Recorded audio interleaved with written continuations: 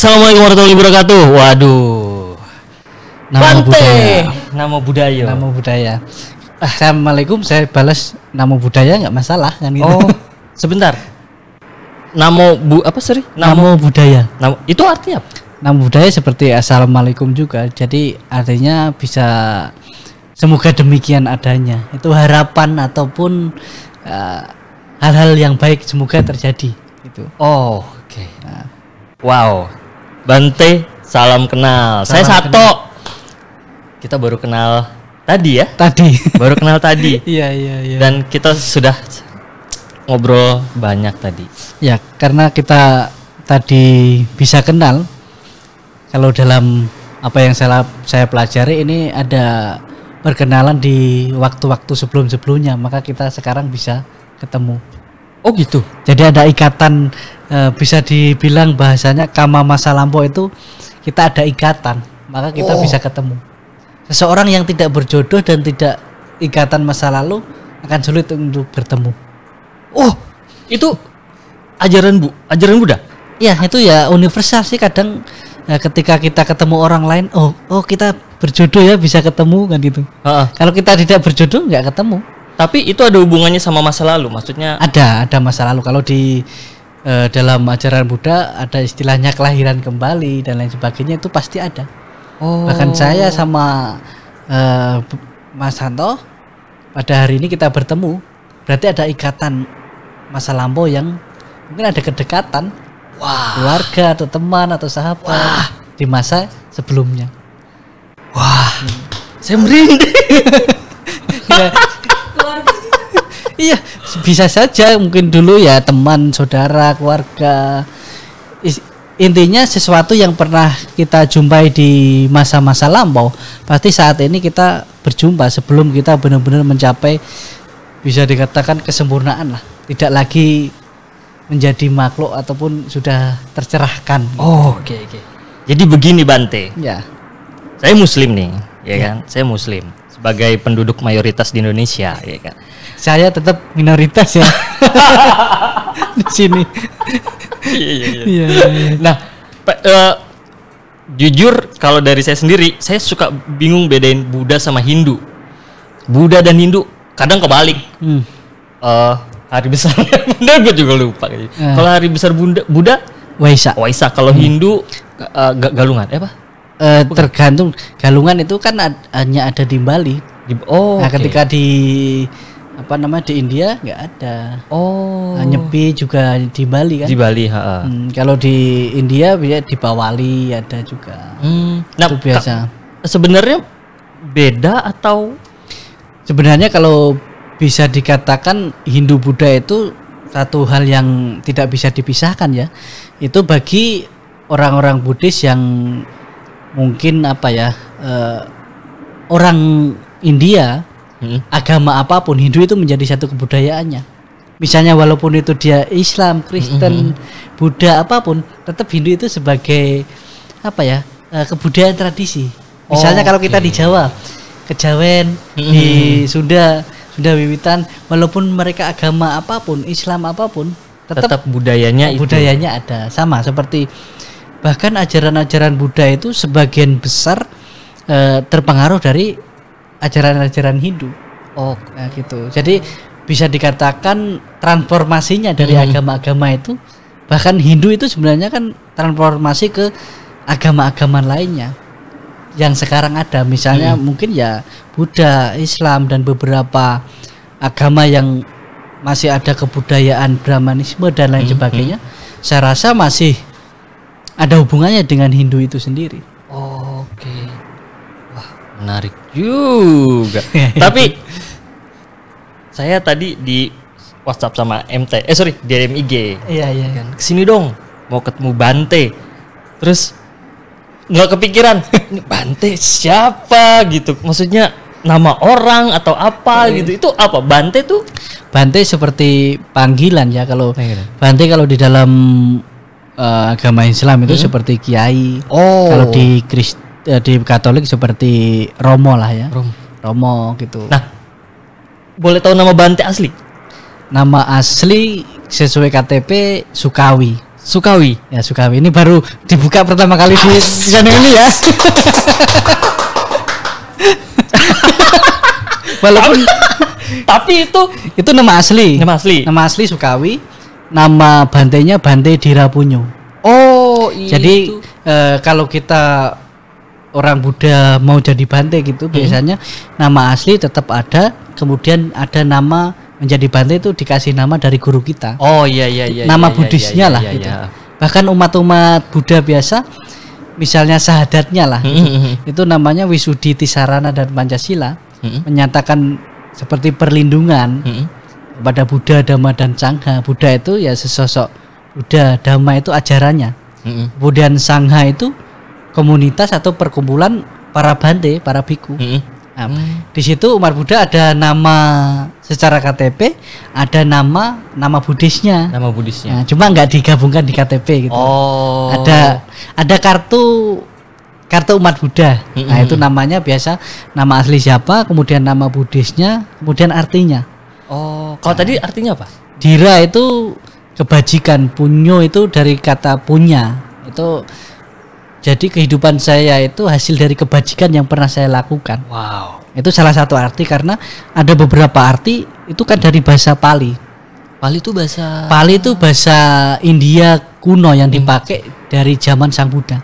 Ada bahasa Pali, ada bahasa Sanskerta. Kemudian bahasa yang diyakini dipakai zaman Buddha dulu bahasa Pali. Berarti lebih lama dari Sanskerta, Mas? Lebih lama. Kalau di Indonesia Nusantara dulu bahasa Kawi ya.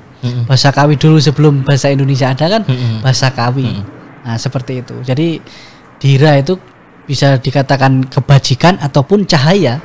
Punya itu bisa diartikan punya dari kata mempunyai, atau punya bisa dikatakan kebijaksanaan. Nah, jadi dira punyo itu bisa dikatakan hasil dari kebajikan ataupun cahaya kebijaksanaan. Waduh. Dira seperti nur itu kan cahaya. Kalau iya. di Buddhis itu dira bisa dikatakan cahaya juga. Berarti malam ini atau saat ini saya sedang berbicara dengan Bante Dira Punyo. Wes. Iya. Yang nama KTP-nya Sukawi. Ini baru kali ini ya nama asli saya Sukawi. Tapi itu di maksudnya sopan nggak saya nanya Bante? Nggak, ini kalau ketemu Bante yang lain gitu saya tanya, itu nggak masalah sih. Ada nama justru kalau di Indonesia kita seringnya dipakai nama bantenya ya, Bante Dira Punyo. Kalau saya sendiri, saya jadi bantenya kan di Thailand. Jadi bantenya di Thailand, belajarnya di Thailand. Kalau di Thailand lebih sering dipanggil nama asli, misalnya Bante Sukawi gitu. Oh. Nah, tetap nama nama dari pemberian orang. Kalau nggak ada Sukawi, nggak ada Dira Punyo. Oh iya, betul. Jadi tetap pemberian orang tua itu yang utama. Tetap harus dipegang ya. Dira Punyo itu kan nama tambahan sekarang, memberi inspirasi dan motivasi lah gitu. Oke. Berarti nama Bante Dira Punyo itu dikasih di Thailand. Waktu di Thailand. Di Thailand. Waktu istilahnya dibaptiskan atau diangkat sebagai seorang bante itu, dalam upacaranya langsung dikasih nama. Oh, sama gurunya. Guru pentapisnya atau upajaya namanya. Jadi kalau kita mau jadi biku itu, di situ ada yang mengangkat, ada yang sangha. Sangha itu komunitas para bante, ada beberapa bante di situ. Misalnya ada yang memang mengangkat, ada yang saksi-saksinya. Jadi tidak semua orang yang berjubah itu bante kalau tidak punya legalitasnya gitu. Ada suratnya? Ada suratnya, surat bante itu istilahnya ada di gurunya siapa, pembimbingnya siapa, itu ada. Detail itu. Jadi di Indonesia misalnya kalau ketemu tiba-tiba di jalan kok ada bante kok di jalan-jalan, tanya aja kartu bikunya. Berarti kalau nggak punya itu bisa dikatakan palsu gitu. Cuman jubahnya aja. Cuma jubahnya. Kalau jubah kan bisa dapat di mana aja kan. Iya. Soalnya membedakan antara asli dan palsu kan, kalau hanya kita lihat sesuatu nggak bisa kita membedakan mana yang asli, yang palsu sebelum kita bertanya langsung. Maka ketika kita menyimpulkan sesuatu itu tidak cukup dengan melihat, mendengar, tapi langsung tanya sama orangnya. Wah iya. Sama kan ketika kita salah paham sama orang, kadangkala kita tidak suka sama orang itu bukan karena orang itu salah sama kita, Betul. tapi karena kata orang. Iya. Kata orang itu, kata orang Bante itu ini loh, itu loh. Tapi setelah tanya langsung, oh enggak, ternyata enggak gitu. Iya. Jadi kita itu lebih sering menderita yang kita sengaja gitu. Bikin sakit sendiri jadi. Iya, bikin sakit sendiri. Nah, itu salah satunya sih. Di Thailand berapa lama? Saya nggak lama, kurang lebih 3 tahun sih. Wah, lama itu. Itu Berarti bahasa Thailand dong, sawadikap gitu. ya kalau untuk makan minum bisa lah. Gitu. Terus belajarnya bahasa Inggris atau Bahasa Thailand langsung otodidak. Jadi selama pas pergi ke sana nggak bisa sama sekali. Tapi sampai sana nggak ada bahasa lain. Gitu. Ya bahasa isyarat. Kemudian kita istilahnya di sana kalau kita belajar bahasa langsung di negaranya itu urat malu kita harus kita putus dulu. Iya. Walaupun awalnya misalnya diajak atau belajar bahasa apapun, yang paling kita kuasai pertama adalah bahasa-bahasa yang jorok. Itu bahasa apapun ya. Gue mau nanya cuman nggak enak nih bahasa apa. Iya, istilahnya bahasa yang mungkin nggak pantas kita ucapkan gitu. Saya pertama itu bahasa misalnya alewah gitu. Alewah itu kan kayak apa-apaan kamu gitu loh. Istilahnya kayak jadinya apa pas gitu. Ya kayak gitu. Jadi kan bahasa itu nggak pantas lah kita ucapkan ke orang, tapi orang lain kadang ngajarkan kan dari hal yang buruk. Betul. Dan itu yang paling teringat. Paling ngajarin pertamanya gitu mau ngusilin gitu ngejailin. Ya, berarti 3 tahun di Thailand baru balik sini. Kemudian balik ke Indonesia waktu itu sih mau belajar lagi ya. Kuliah ataupun belajar hal yang lain karena kalau di luar negeri masih keterbatasan bahasa dan lain sebagainya. Karena di Thailand itu bahasa kita ngomong seperti ini itu beda dengan bahasa kita belajar agamanya. Oh gitu. Jadi ada tataran bahasanya. Misalnya kamu ngomong ke saya itu beda bahasanya. Orang biasa ngomong ke Bante beda bahasanya. Kemudian orang biasa ngomong ke keluarga kerajaan beda lagi. Oh, ada ininya, ada apa? Kalau di ada Jawa tuh ada kromo alusnya. Iya. Oh. Sama ketika saya ngomong biasa sama orang ini, bahasanya beda ketika saya ceramah. Jadi ada seperti bahasa dewanya itu ketika untuk mengajarkan ajaran-ajaran itu ada bahasa yang lebih halus. Nah, gitu, dan enggak semua biku itu bisa menyampaikan, bukan karena enggak tahu bahasanya ya. Yang saya suka ketika belajar di Thailand itu saya melajari tidak semua Bante itu bisa ceramah. Bisa boleh ceramah gitu. Kalau ceramah bisa gitu. Tapi tidak semua Bante diperkenalkan ceramah kalau memang tidak diangkat oh ini Bante ini layak untuk ceramah gitu. Oh gitu. Jadi maka kadang-kala kan pandangan-pandangan salah dan lain sebagainya muncul kan dari orang-orang yang dia bisa ceramah tapi belum pantas untuk ceramah. Gitu. Iya. Nah, mungkin itu yang ingin saya adopsi ketika di Indonesia. Kita kan bahkan biku baru 1 hari pun kalau di Indonesia dituntut untuk ceramah gitu. Karena sangat terbatas ya. Kok sama agama saya? Ya, mungkin bisa saja seperti itu. Nah, maka saya berpikir di situ juga kenapa banyak kesalahpahaman. Karena yang belum pantas diwajibkan pantas gitu loh. Karena cara bertutur kata gitu kan, cara menyampaikan pendapat gitu walaupun benar, tapi kan kalau kita salah ngucapinnya justru malah menimbulkan konflik. Salah mengucapinnya atau apa ya? Menyimpulkan sesuatu. Iya, betul. Kalau memang belum bisa dikatakan kalau dosen itu kan harus sarjana gitu. Iya. Tetapi karena kurangnya dosen, jadi lulusan SMA pun nggak apa-apa gitu. Jadi makanya keilmuannya dan lain sebagainya itu jarang yang benar-benar apa ya kelak itu apa ya sesuai karena belum saatnya gitu. Iya. Nah, mungkin itulah yang harus kita pelajari bersama ya, khususnya mungkin di Indonesia ya. Iya. Betul. Kita tidak kekurangan penceramah, tidak kekurangan pemuka agama. Kita hanya kurang teliti saja kadang-kala kan. Betul. Itu menempatkan sesuatu gitu pada kondisinya gitu. Ada ijazahnya misalnya salah satu kebijakan bicara kebijakan malah kayak siapa gitu. Saya punya di Indonesia, saya bangga punya kartu rohaniawan. Kartu rohani itu siapa yang menerbit? Itu kita dari organisasi minta ke kementerian. Jadi ketika kita di Indonesia itu para biku punya kartu rohaniawan itu, misalnya lah ya, aku ada Bante ke sana ke sini, bener nggak itu Bante? Bener. Oh, saya punya kartu, berarti bener. Mungkin di Indonesia ketika salah satu cara ya, saya rasa ya, salah satu cara untuk mendisiplinkan mungkin pemuka agama apapun, mungkin perlu juga seperti itu gitu.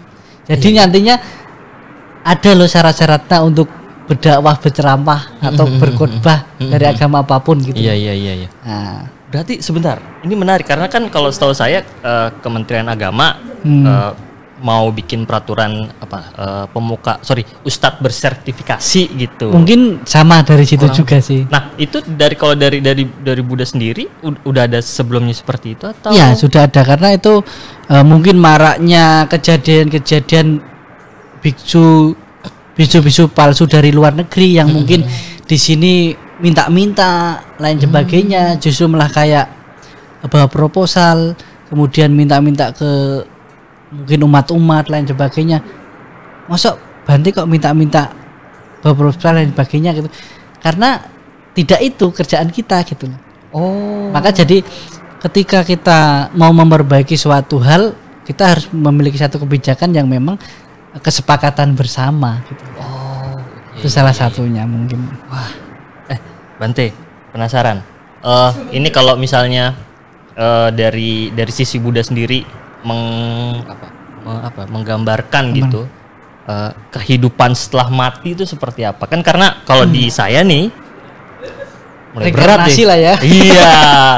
Karena kalau di Islam tuh kalau saya nggak salah nih, begitu kita mati kita dikumpulkan di alam barzah dulu sebelum nanti dibagikan lu neraka, lu surga gitu. Nah, kalau di Buddha sendiri sama sih, kumpulkan surga neraka itu sebenarnya kan kita secara tidak sadar mengakui adanya tempat setelah sekarang gitu.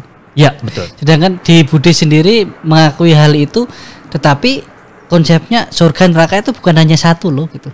Misalnya surga itu di dalam agama Buddha ada banyak tingkatan. Kalau surga hanya satu, rugi dong saya jadi Bante ini. Nanti ketemu Mas lagi kan? Oh iya juga. Susah-susah sekarang, nanti di sana ketemu lagi kan? Iya. Tempatnya sama. Lagi nih. Saya udah susah hidup dulu, ini sama kan gitu. Iya juga. Jadi ada beberapa tingkatan surga. Misalnya yang mungkin kehidupan saat ini kebaikannya lebih tinggi. Bisa saja kehidupannya yang selanjutnya dia masuk surganya ya kalau hotel yang bintang 5 lah gitu. Ya, mungkin ustadznya bintang 5, mungkin marbot ya bisa saja bintang 5 juga gitu. Nah, yang nyuri sandal ya satu lah walaupun di masjid gitu. Di Buddhis juga seperti itu gitu loh. Jadi enggak semua itu bahkan alam surga itu banyak tingkatan, itu pun tidak kekal gitu loh. Bisa tidak kekal. Ada bisa di reshuffle gitu, maksudnya udah masuk surga terus tingkat 5 terus turun ke. Bisa ketika kebajikannya benar-benar sudah habis dan hasil karma buruknya, hasil keburukannya. Ya. Mosok saya istilahnya lah ya, saya berbuat baik banyak sekali. Satu kali saya berbuat jahat, mati masuk neraka. Rugi saya banyak sekali kebaikan saya, tapi di situ terus kan. Nah, adalah perpindahan itu secara otomatis ya. Iya. Itu mungkin surga neraka udah sistem digital sih. Udah otomatis gitu. Enggak perlu operator sebenarnya. Tinggal saldonya sisa berapa gitu ya. Ya paling tidak memperringan tugas-tugas malaikat lah ya. Enggak usah milih-milih, udah ada sistemnya. Ya, masa di dunia udah repot fotokopi KTP apa lain sebagainya, walaupun digital masih fotokopi ya kan. Di sana udah langsung otomatis itu. Kan Tuhan Maha Sempurna. Iya. Iya itu lebih canggih. Mungkin kalau sistem digital di manusia masihlah ada kesalahan ya. Mungkin di sana saya rasa nggak ada kesalahan itu. Iya, betul. Yang di surga pasti ke surga. Di sana tidak perlu orang dalam udah pasti masuk sih. Nggak perlu ngamplopin. Nah, itu jadi di dalam agama Buddha itu ada 31 alam kehidupan. Oh, 31. Ya, termasuk alam neraka, alam surga, alam binatang, alam asura-asura seperti setan. Setan kelaparan, jin dan lain sebagainya. Mereka kan tingkatannya berbeda-beda. Di sekitar kita itu sekarang ada makhluk-makhluk itu, tapi dimensinya berbeda gitu. Oh, di Buddha mempercayai itu juga? Iya. Oh. Cuma itu nggak kekal gitu loh. Itu ada perubahan.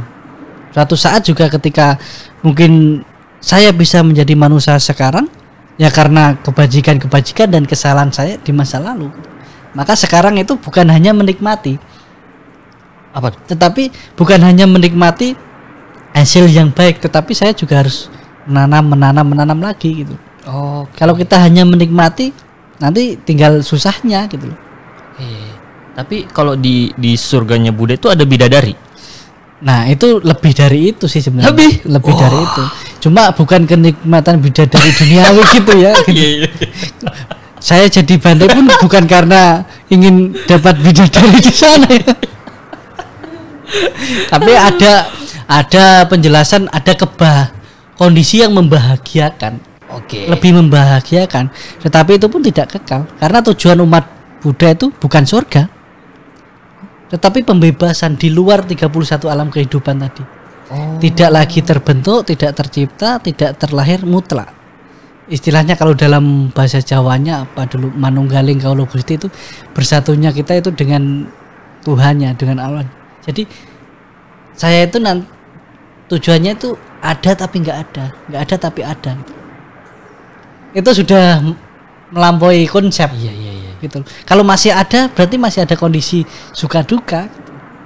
Tetapi harus lewat dari itu semua gitu. Istilahnya kalau orang kaya itu nggak berhenti memiliki segala sesuatu gitu. Iya betul. Tetapi harus bisa melepaskan segala sesuatu. Maka orang kaya yang sesungguhnya itu bukan mereka yang memiliki gitu, tapi mereka yang mampu melepaskan segala sesuatu yang pernah dianggap dia miliki gitu. Waduh, dalam juga. Sedekah ya? Bukan hanya sedekah sih, karena kalau zaman sekarang sedekah kan karena mau like, komen dan subscribe. buat konten. buat konten. Enggak. Bahkan kalau bisa kan kebaikan kita, bahkan diri kita sendiri kan nggak tahu kan gitu istilahnya lah ya. Bisa dikatakan seperti itu. Bahkan orang yang melakukan kebaikan itu bukan hanya dengan materi kan, dengan pikiran, dengan ucapan, dengan perbuatan gitu. Bahkan kalau di dalam ajaran yang saya pelajari, kebajikan yang tertinggi adalah menasihati orang, berdakwah istilahnya, berceramah itu kebajikan yang tertinggi ketika membawa orang pada jalan kebenaran, membawa orang pada jalan cinta kasih gitu. Ini tetapi ketika membuat orang pandangan salah itu kejahatan yang bisa dosanya juga dalam juga gitu. Maka jadi pemuka agama itu di atas duri gitu loh. Iya. Kalau kamu bener udah. Tapi kalau salah juga lebih dalam gitu. Iya.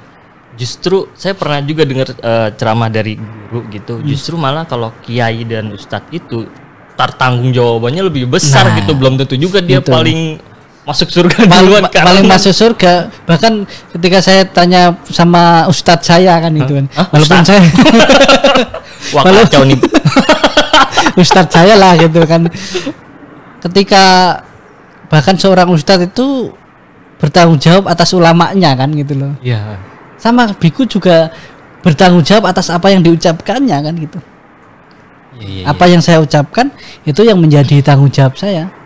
Saya berani berucap, berani bertindak, berani mengeluarkan sesuatu dari pikiran saya itu, saya udah harus berani bertanggung jawab. Itulah hukum sebab akibat, sudah otomatis gitu loh.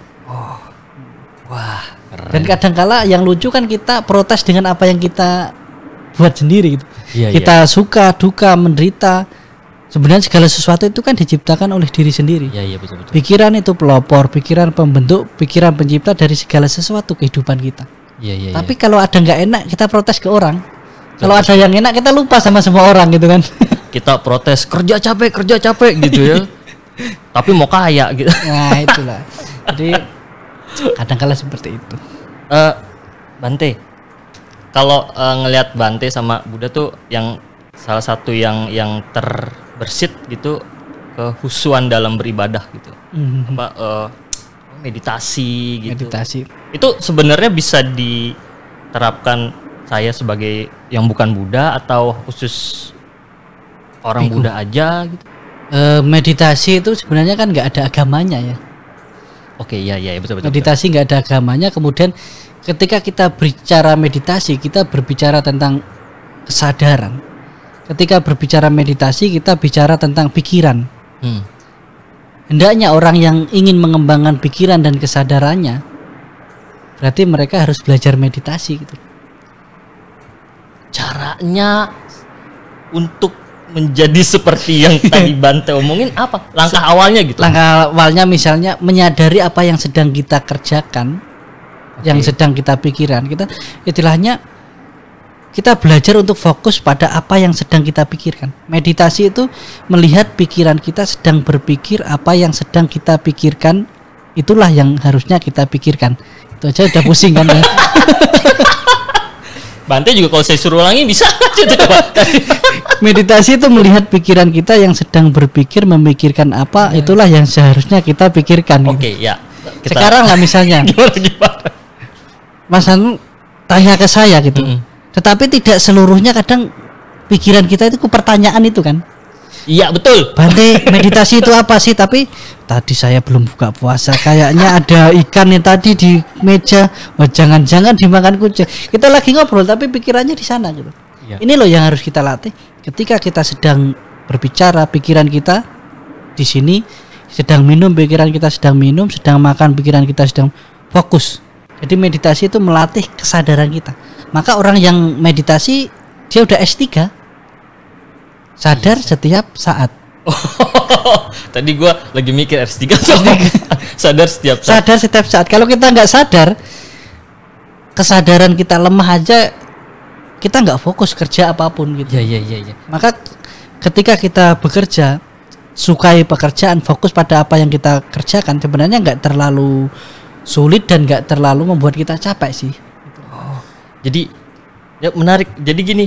Berarti itu fokus ya, meditasi gitu. Ini jadi saya jadi ingat kalau merefleksi diri saya sendiri gitu. Kalau lagi sholat gitu, tiba-tiba lagi sholat zuhur 4 rakaat, saya bingung ini rakaat kedua apa rakaat ketiga gitu. Ulangi lagi. Cuman kan ajarannya ambil hitungan yang paling sedikit gitu. Jadi saya ulang lagi dari 2 gitu. Jadi itu bisa pengaruh ke kurangnya kesadaran. Caranya meningkatkan kesadaran. Ya tadi sih salah satunya juga dengan misalnya lah, kalau dalam Buddha kan meditasi itu kan satu metode, objeknya banyak gitu. Misalnya kalau dengan sholat, setelah sholat bisa mungkin zikir. Zikir itu kan seharusnya kan pikiran kita fokus pada apa yang kita baca. Misalnya astagfirullah dan lain sebagainya. Ketika kita membacakan kalimat itu, seharusnya pikiran kita juga di situ dan hidup kita di situ kan. Nah, itu. Iya. Itu. Iya, betul. Itu di situ. Kadang kita membaca apa tapi pikiran kita di mana gitu loh. Ya. Ketika saya sedang meditasi, tidak selalu meditasi ketika saya duduk di situ pikiran saya di situ. Karena kadang lompatnya gitu. Pikiran kita itu sangat cepat sekali. Enggak sampai satu kedipan itu bisa beribu-ribu kesadaran. Iya. Bahkan apa sih sebenarnya yang paling kuat dalam kehidupan kita? Pikiran. Apa yang paling besar? Pikiran. Bukan otot, tenaga gitu. Bahkan Tuhan bisa kita ciptakan dengan pikiran kita sendiri. Oh, iya juga sih. Tempat ini kita ciptakan dengan pikiran sendiri gitu. Itu. Iya. Apa yang tidak pernah ada di dunia ini menjadi ada karena pikiran manusia loh gitu. Iya benar. Logikanya benar ya. Iya. Ketika nggak ada bangku, orang menciptakan bangku itu kan dari daya pikirnya sendiri. Saya pengen duduk nih, harus ada apa gitu kan. Jadi saya nggak setuju dengan argumen kadang orang kan, wah kita manusia ini akan terkalahkan oleh media dan lain sebagainya itu. Nggak bisa, karena media apapun terjadi karena ada pemikiran manusia. Misalnya internet saat ini kan kita lagi di internet gini. Internet secanggih apapun pikiran manusia nggak terkalahkan, karena yang membuat itu juga manusia. Jadi yang perlu kita kembangkan bukan apa yang hanya di luar diri kita, tetapi upgrade-lah pikiran kita. Gitu loh. Kadang kita terkalahkan oleh pikiran kita sendiri. Ya. Jadi pikiran itu pelopor, pikiran pembentuk, pikiran pencipta. Pelopor, jadi ketika pembentuk, pencipta. Dari kehidupan, kalau hidup kita mau positif, marilah berpikir yang positif. Karena segala sesuatu, pandangan benar, pikiran benar, ucapan benar, tindakan benar. Kalau kita memandang segala sesuatu dengan yang baik, maka pikiran kita juga baik, ucapan akan baik, tindakan akan baik. Kita biasakan itu aja udah meditasi gitu. Ya, membiasakan secara sadar ya, secara sadar. Otomatis kalau kita memandang segala sesuatu dengan hal yang positif, bahkan hal buruk kita pandang dengan hal yang positif, kita akan bisa mengubah sesuatu itu menjadi positif. Oke. Bahkan menolong orang lain yang jahat sama kita dengan pola pandang yang positif, maka orang itu akan bisa menjadi baik untuk kita. Kita bisa ambil hikmahnya dari semua yang ambil kejelekannya. Gitu. Salah satu. Terima kasih Bante sudah menemani saya. Oh, jadi saya yang punya acaranya bukan? Ini kok acara Bante ya? Sama-sama ini. Terima kasih. Sampai jumpa lagi. Assalamualaikum. Namo Buddhaya.